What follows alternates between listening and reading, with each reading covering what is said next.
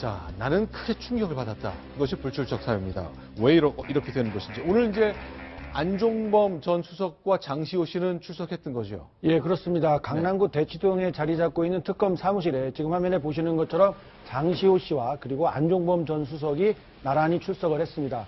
안종범 수석 같은 경우에는 지난해 삼성물산과 제일모직 합병 과정에서 이 과정에서 박근혜 대통령이 제3자 뇌물 수수한 것 아니냐 이런 특검의 혐의를 밝혀줄 열쇠로 지목이 되어 있기 때문에 이 부분에 대해서 집중 조사를 받은 것으로 전해졌습니다.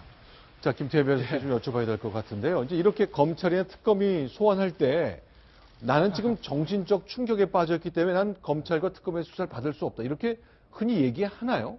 아니, 몸이 굉장히 아픈 경우들은 한두 번 그런 경우들이 없는 건 아니죠. 네. 진짜 건강상의 문제. 근데 정신적 충격. 근데 사실은 서울구치소에 들어가 있는 미결수 치고 정신적 충격 없는 사람은 어디 있겠습니까? 집에 편하게 있다가 그 독방에 갇혔는데 누구나 있지 않겠습니까?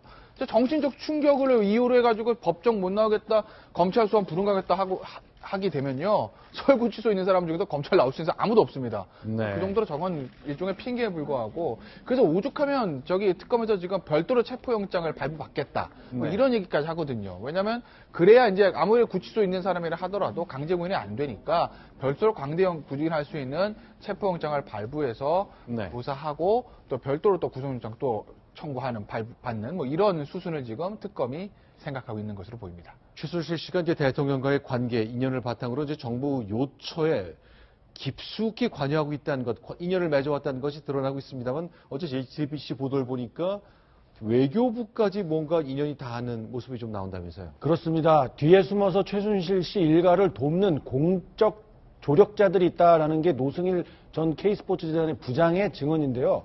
본인이 들었다는 이야기는 이렇습니다. 최순실 씨가 전화로 누군가에게 전화를 걸었는데 대사가 이렇습니다. 내용이 이렇습니다. 대사님, 애들 문제 때문에 그러는데요. 라고 하면서 독일에 가서 비자도 받고 현지에 취업할 수 있는 길을 알아봐달라라는 내용의 청탁이 있었고 그런 청탁 덕분에 정유라 씨를 비롯해 그리고 나머지 수행하는 그런 사람들의 비자까지도 손쉽게 받아낼 수 있었다.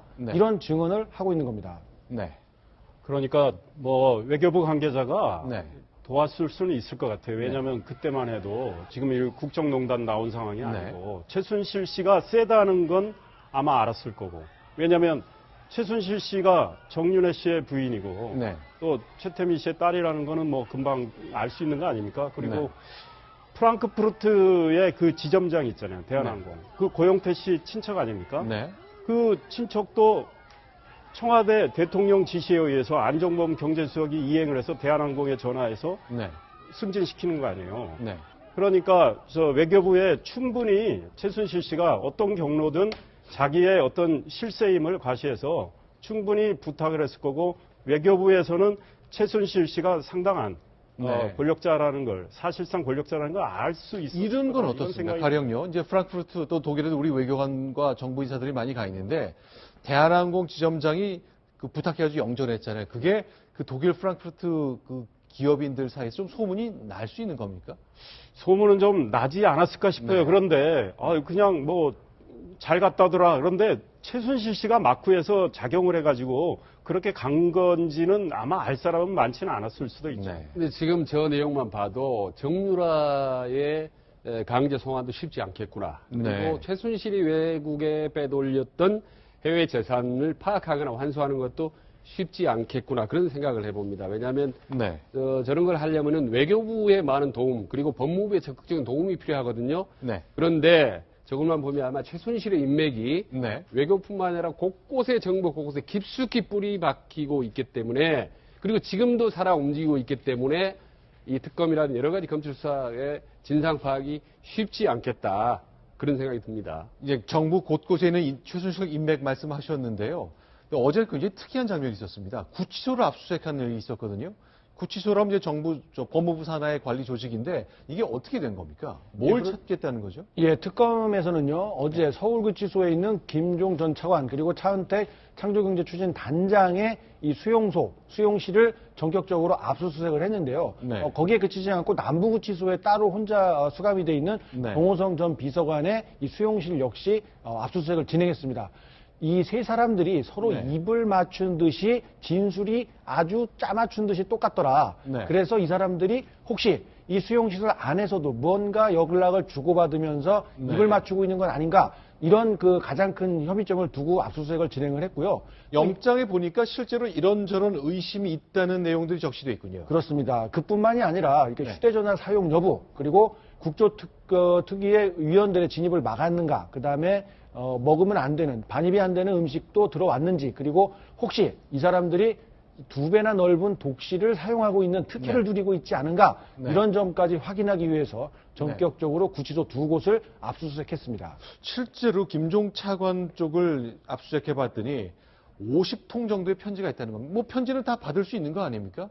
뭐 오는 편지가 대다수고 네. 보낸 편지는 한 7, 8통 정도 되는 것으로 파악이 됐는데요. 네. 어쨌든 그 내용 역시 어떤 자기의 혐의를 입을 맞추기 위한 그런 것들은 아니었는가에 대해서 특검팀이 아주 열심히 찾아보고 있는 중입니다.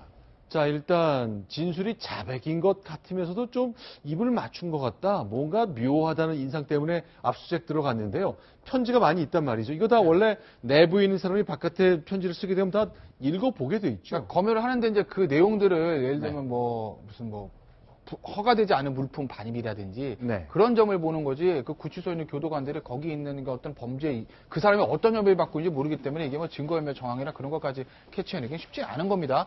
순수하게 구치소 이제 안전을 위해서 하는 거죠. 그렇기 네. 때문에 특검팀은 저걸 한번 보고 싶었을 거고 저는 아마 글쎄요 특검팀에 뭘 받는지 모르겠는데 네. 제가 하나 추정하는 거 네. 압수수색 영장에 있는 사유들은 사실 어떻게 보면 조금 미미하지 않습니까? 네. 뭐 혜택을 받았는지, 뭐 휴대전화를 사용했는지, 사실 정말 휴대전화 사용했는지 그걸 보고 싶었다기보다 제 느낌에는 네. 이제 그 세 사람 입을 맞췄다고 하면 네. 어떻게 맞췄을 거예요? 현실상 휴대전화는 쉽진 않을 겁니다. 네, 네. 이건 뭐 제 개인적 추정인데 아마 세 사람 다 변호사가 있으니까 변호사들을 통해 가지고 아마 어떤 수사 협조라든지 그런 걸 했을 네. 가능성은 있거든요. 그렇기 때문에 아마 특검이 그걸 보고 싶었을 건데 이 구치소에 있는 피고인들이요. 피의자도 마찬가지지만 변호인 접견나가면 이제 노트들을 들고 나가요.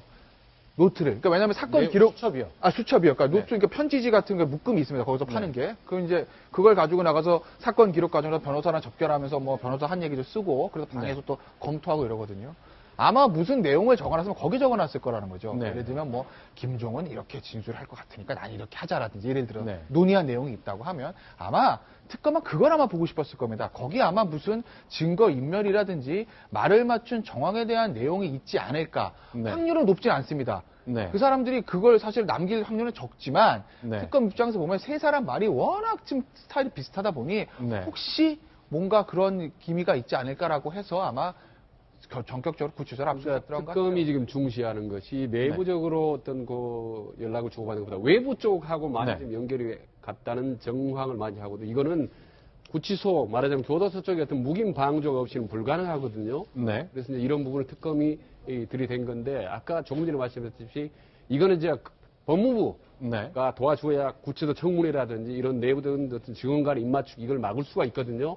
그래서 이것 또한 최순실 인맥이 법무부 쪽에도 깊이 살아있다는 또 다른 증거죠. 알겠습니다. 자, 다음 소식 또 넘어가 보겠습니다. 6번째 소식인데 이번엔 김기춘 비서실장 얘기를 나눠보겠습니다. 순위봅니다.